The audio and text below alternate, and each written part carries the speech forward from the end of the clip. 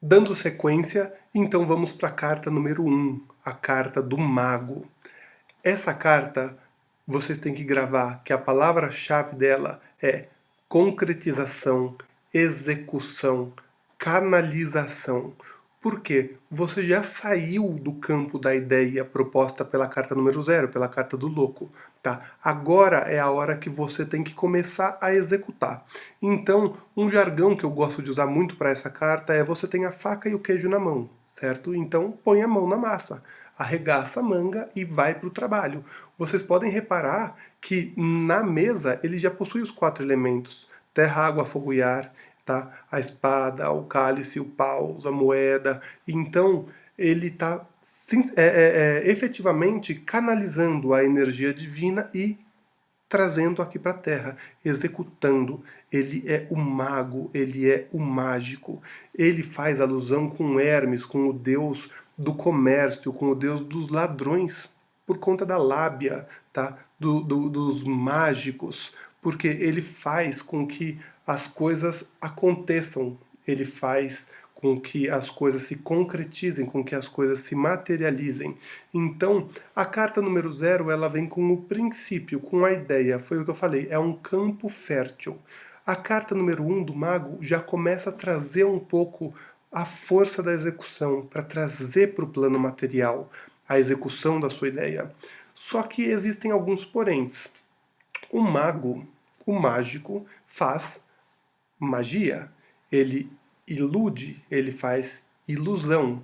Não necessariamente aquilo é uma realidade, tá? Então, quando a gente fala do polo negativo dessa carta, a gente está falando um pouco sobre isso, no sentido de que pode ser um charlatão, pode ser alguém que é muito bom de lábia, mas que na verdade não executa, não põe a mão na massa, mas é bom para dar ordem, para determinar, ou alguém que engana com muita facilidade. É aquela pessoa que veste a capa do mago, tá? Que é um termo muito utilizado na hipnoterapia, que você veste a capa do mago e fala: eu vou fazer tal coisa, porque eu dou conta de fazer tal coisa, porque eu sou bom, tá? Só que, enquanto na verdade, isso pode ser usado para um lado negativo, para um lado mesmo de arrogância, para um lado de dar ordem. Então, são algumas qualidades dentro dessa carta que cambia entre aquela pessoa que tem todos os elementos para fazer dar certo, para fazer acontecer, e aquela pessoa que só fica ali na lábia, tá?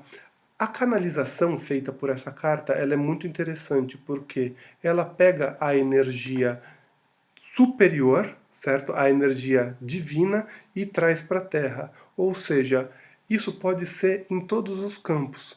Você pode trazer tanto para o campo material, quanto, por exemplo, a pessoa quer começar um projeto, ela quer abrir um negócio.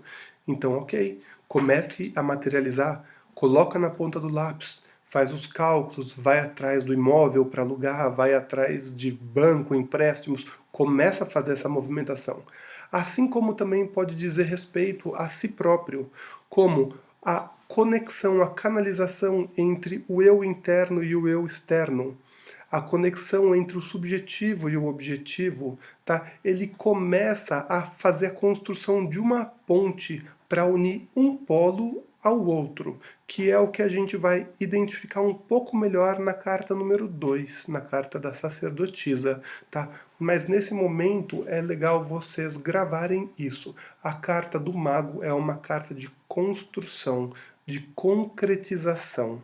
E no polo negativo é uma carta que fala um pouco sobre enganação, sobre lábia, sobre charlatanismo. A gente vai ver agora umas imagens de algumas cartas do tarô para finalizar sobre a carta do mago. Até a próxima! Nessa imagem proposta por Waite, a gente pode identificar alguns padrões bastante interessantes também sobre a carta do mago. A primeira é que a gente consegue ver que a mão direita dele está superior e a mão esquerda está apontando para baixo. E na mão direita ele segura algo que parece um cedro, né? Então isso mostra o teor da canalização.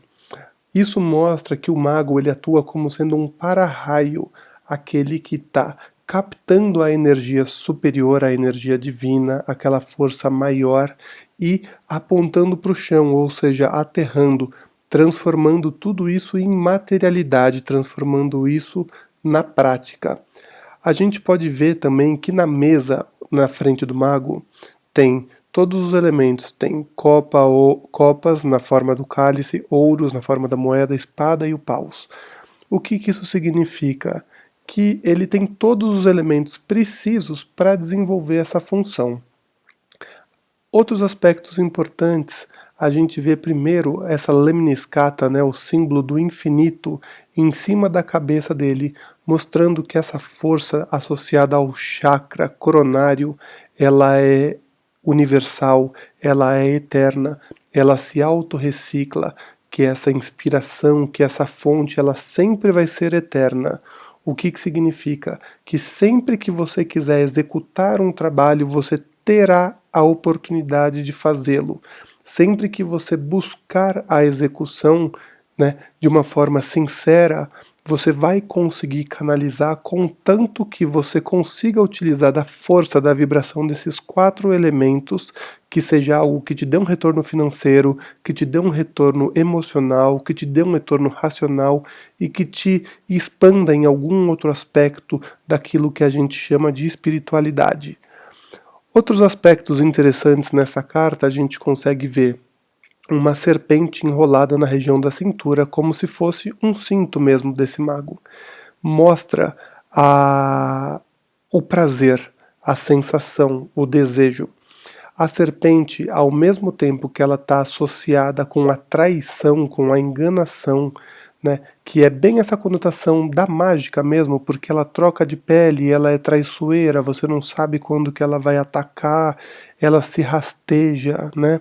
Então, ela também traz uma conotação de espiritualidade, porque ao mesmo tempo que ela troca de pele e que isso atua como um disfarce, ela constantemente está se renovando, ela constantemente está em mudança, em processo de reciclagem, em processo de aprendizagem, tá?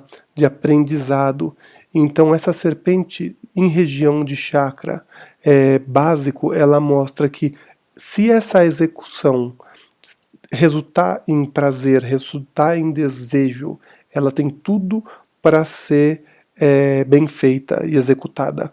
E outra forma da gente identificar que é necessário sentir tesão por esse projeto é a partir dessas rosas, né, dessas flores circundando a carta. Que a rosa ela faz uma alusão ao prazer, ao próprio desejo, enquanto esse lírio branco, né, essa trombeta dos anjos, depende da analogia que fizer, ela faz alusão ao submundo, que também mostra que essa canalização superior, ela pode ser usada tanto para o bem quanto para o mal. Ela pode ser construtiva quanto destrutiva. Essa capa do mago que a gente fala, ela pode trazer resultados muito bons, assim como ela também pode te afundar.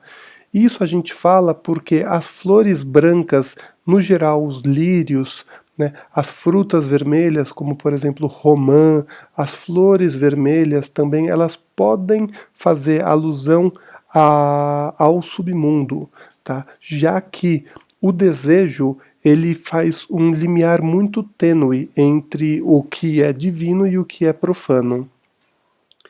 Já nessas outras 2 cartas, a gente consegue ver exatamente o processo da canalização, né? Então, nessa carta da esquerda, a gente consegue ver que ela está trazendo a coloração divina, algo que se parece até um órgão genital feminino, sendo trazido dessa energia geradora, criadora e aterrada. E a gente pode ver que esse mesmo padrão de cor começa a se repetir no chão, na matéria, na terra, né, com os 4 elementos presentes ali, a disponibilidade dela. Terra, água, fogo e ar.